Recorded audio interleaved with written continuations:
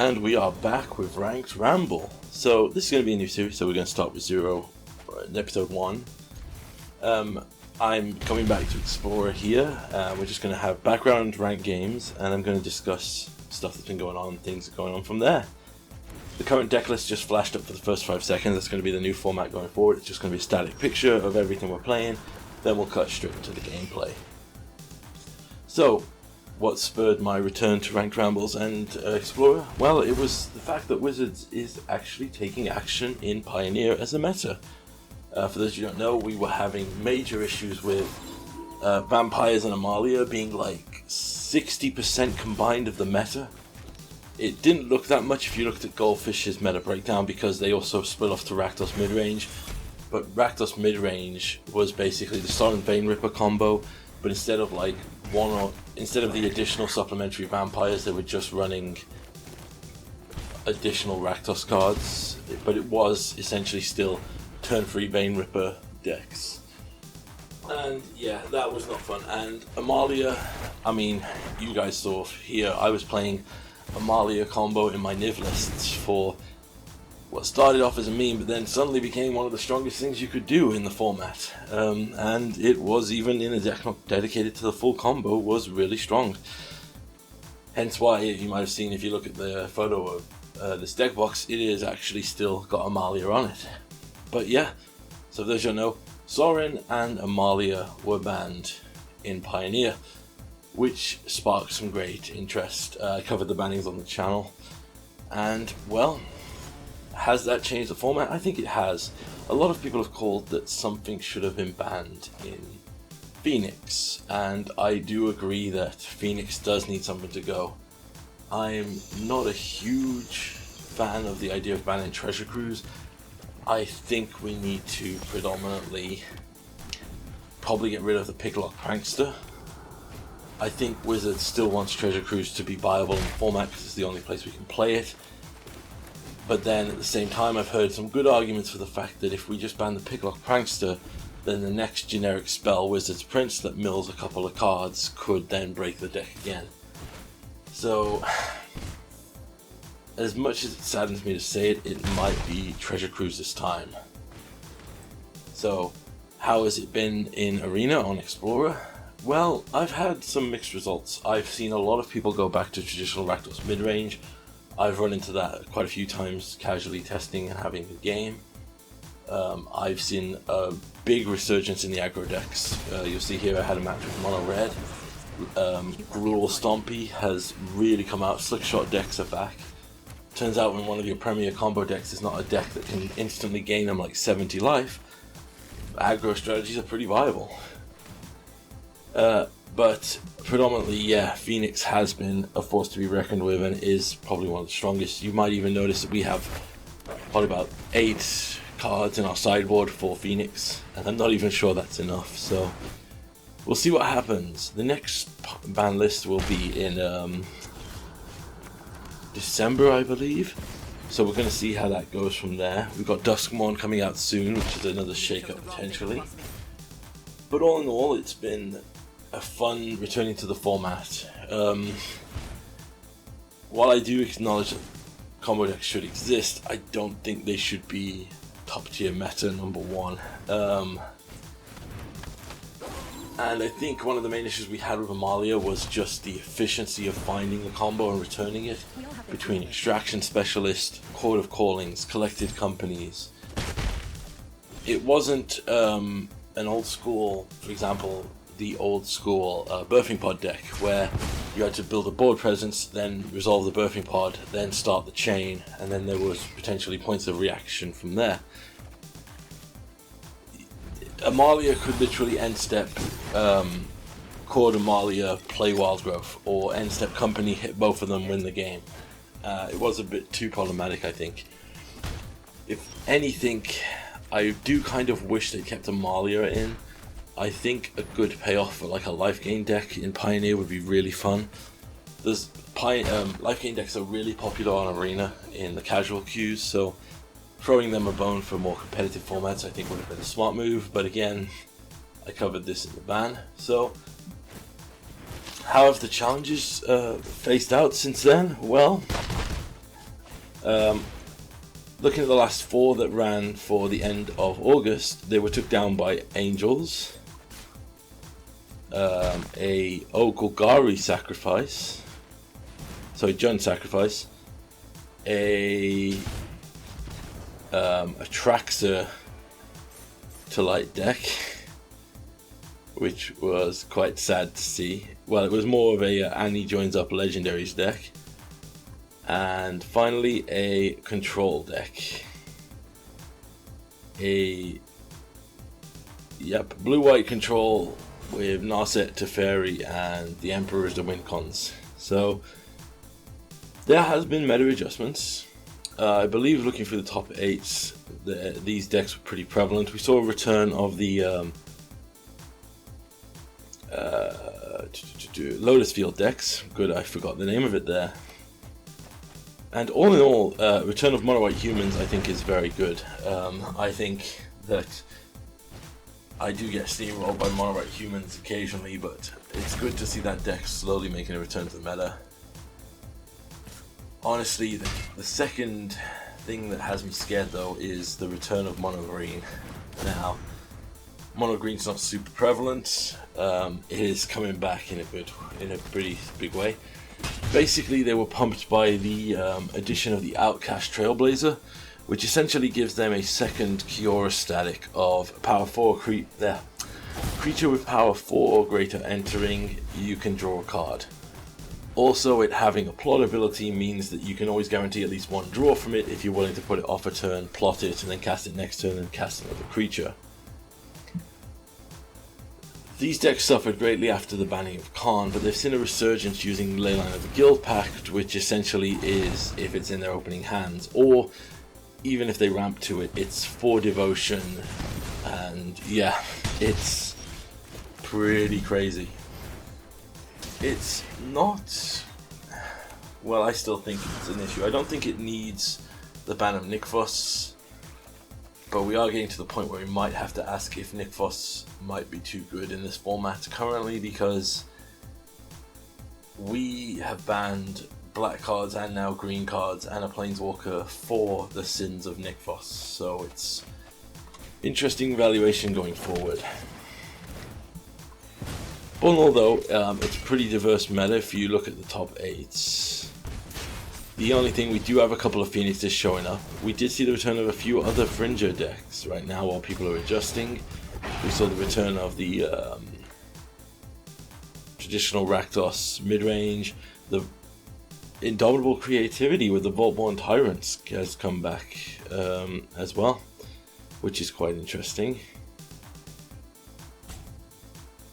And we've seen a ban too. There was a Blue-White Spirits has also appeared in a couple of the top 8s.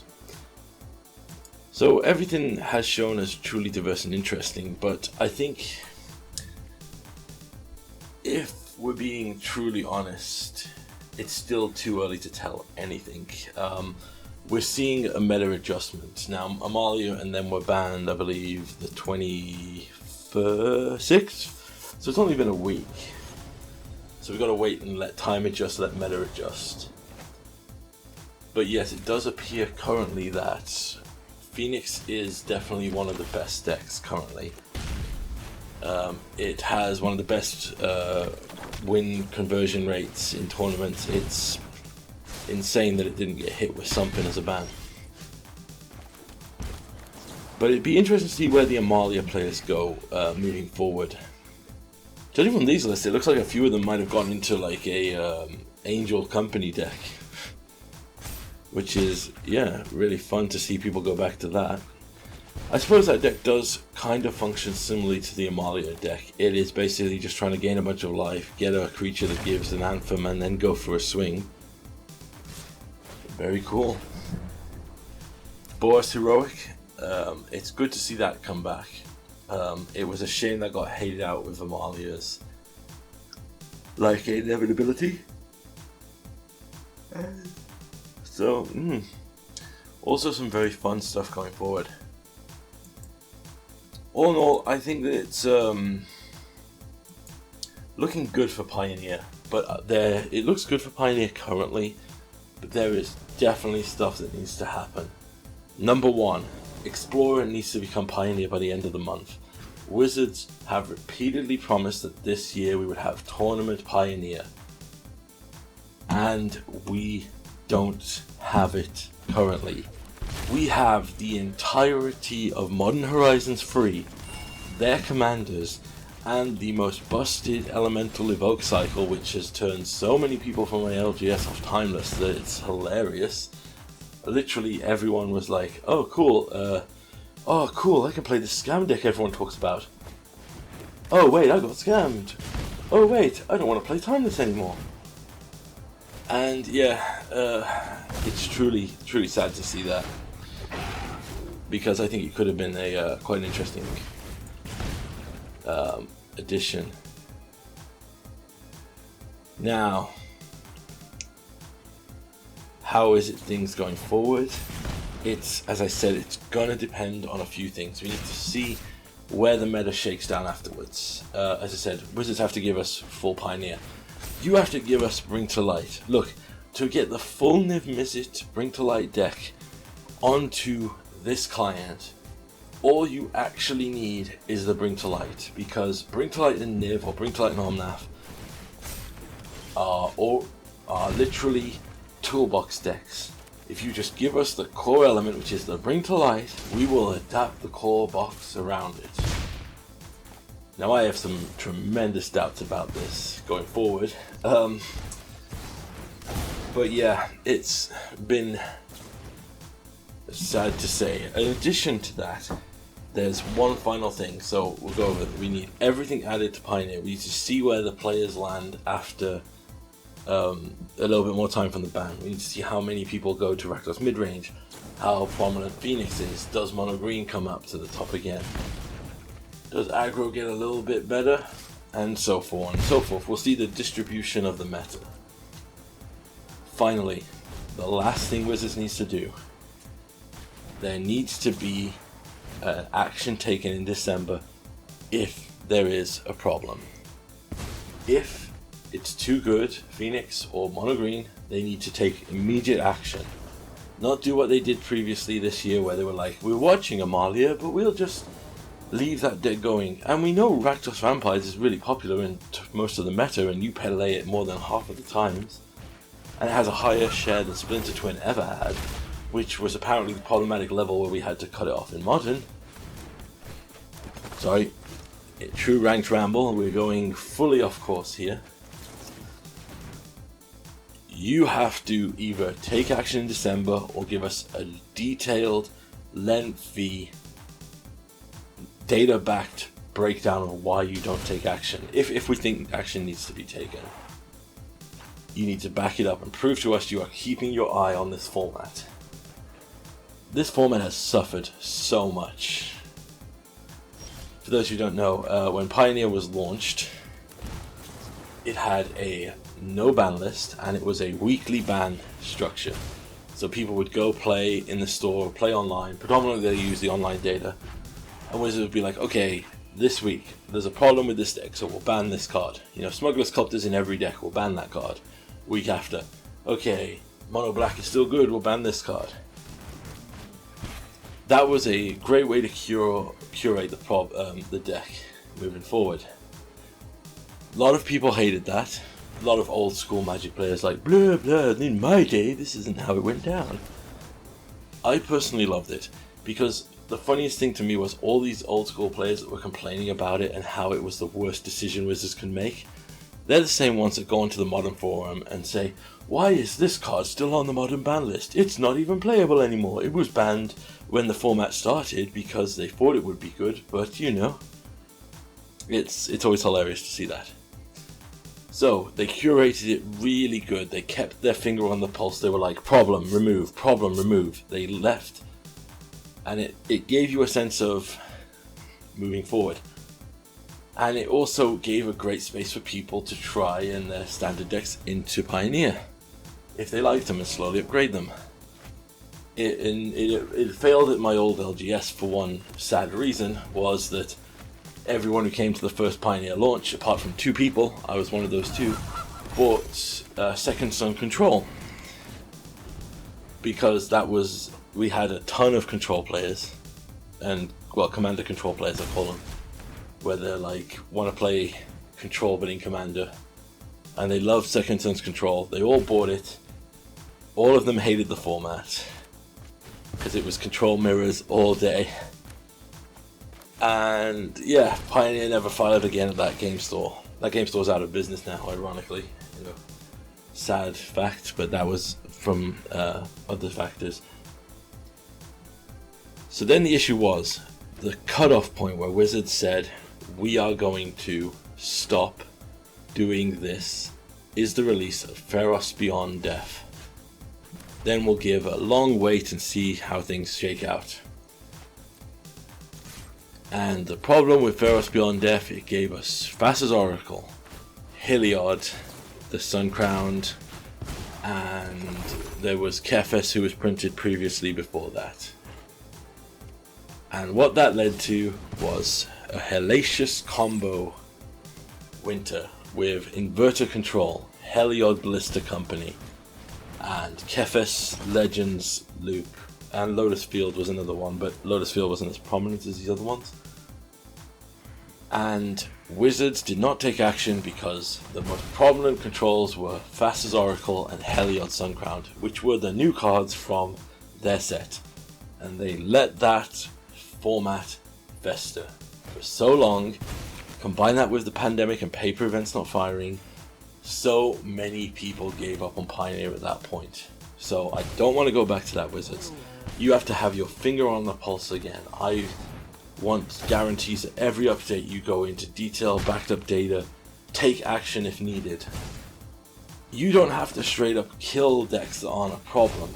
For example, I don't want Phoenix to be killed and took out the meta if it becomes a problem. I just want it curated, weakened. It will evolve over time, and if people love the deck, they'll play with the deck. Now, with that said, it's going to be interesting going forward over the next few months. I'm going to update anything we get from Pioneer and so forth, seeing what goes on there. But with that in mind, let's move on to another subject, which was quite controversial, which was the decision and reveal that Nadu, the card which broke Modern in half, was originally designed as a commander card in the core set of Modern Horizons 3. Not in the 4 commander decks they printed for Modern Horizons, which to me should have still been Challenger decks or something along those lines. Just, you know. But I won't go into that discussion. And, well, here's what happened, and what I found interesting is it led to quite a divisive discussion, because it turns out the guy who made Nadu, he gave it for feedback from commander players, and they were like, the original Nadu just gave everything flash, and it would only trigger its ability of basically doing like a coiling oracle effect, you know, flip a card if it's a land onto play, if it's not into your hand. It only did that if your opponent targeted it. Now here's the problem, apparently commander players were like, that's such a problem, that's going to be some horrendous game states, blah blah blah. Which I don't think it would have been. I have my own things, but I'm a very interactive player. I'm one of the players that will be like, okay, that card's really strong, I will kill that card. Now you can play the game without that strong card in the game.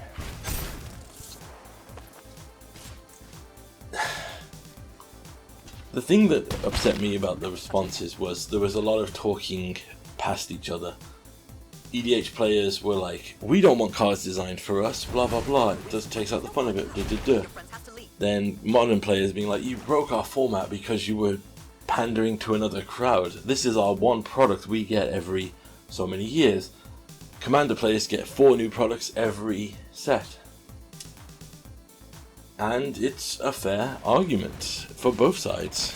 I personally have found that, it's going to sound very cynical to say it, I found the old method of commander deck creation to have been way more fun. It's ironically the strategy they did with Modern Horizons 3, where the precons are not tied to the main set. For example, the Bloomburrow set here. It's like, oh yeah, for new players I get it. You know, oh, I bought this Squirrel deck. I better go get some squirrels. Oh wait, they're all in the set that's just been released. And they've all been designed to go into this deck. I like the old school of like when they printed, for example, they printed Merrin. We were in the middle of a Magic Origins or something. And it was like, oh, so she wants creatures to die, so I need like all the Edict creatures. I need to find creatures that can sacrifice themselves. I need to go and look through all these old binders and look for these interactions and build the deck that way. But, you know, as I said, that's gone now because obviously it does work from a business perspective to tie them together because it makes the sell packs more prevalent. The biggest problem I had with the Nadu design for Commander, and it's a point that I haven't seen many people discuss, is the counter was, oh, when we decided that, we did a last minute change to change Nadu's abilities so it found a home to build a fun build around Commander. So basically they were like, we'll take Flash off because they don't want Flash, and then we'll give it other abilities to try and boost it up. Now, we know how it turned out. It totally wrecked the format, did some stupid stuff. The biggest thing that's annoying me is that they stuck with that design mistake, that design philosophy of, I'm building a card for a build around of Commander. Why? Why couldn't, after you were like raised this thing of the players coming back saying, oh, this card is problematic, we don't want it in the format, we don't think it's good, blah blah blah. Why did it never cross any of the designer or the designer who wrote the article's mind to go, okay, so it's a problem as a commander. What if we just remove the legendary text and make it a fun card to be put into the 99 of most commander decks? Because a creature that grants flash to other permanents, like Vidalcanori kind of effect, would see play in every deck that could play it. But at the same time, it would be in the same philosophy of, oh man, that's really strong, I've answered it, it's gone, it's not going to come back. Unlike if it has the text legendary creature. I feel that with the philosophy that we've moved to with Commander and everything being made for a Commander, I don't think we're making stuff for Commander now. We're making Commanders. You gotta remember, there is still the 99. We could easily design cards for the 99. I just wish that would have been considered, like, oh man, Nadu's a problem as a build around Commander, but he's very strong and he would be included pretty well in the 99 of most decks. And that would also mean we wouldn't see him every game, which would probably counter many of the complaints people have had against the ability as he was originally written. Just think, Wizards, you don't have to make every card a Commander. You could truly make a card for Commander. So there's two different rants here. There's a little bit more gameplay I hope you enjoy. We'll go forward and see that going onwards. So that was a discussion on Pioneer and a little bit about the Nadu state. We'll be coming back to doing weekly rants and rambles with a 1.5 gameplay speed. Hope you enjoyed. Any questions, deck this below. And we are back. Let's hope Pioneer stays on.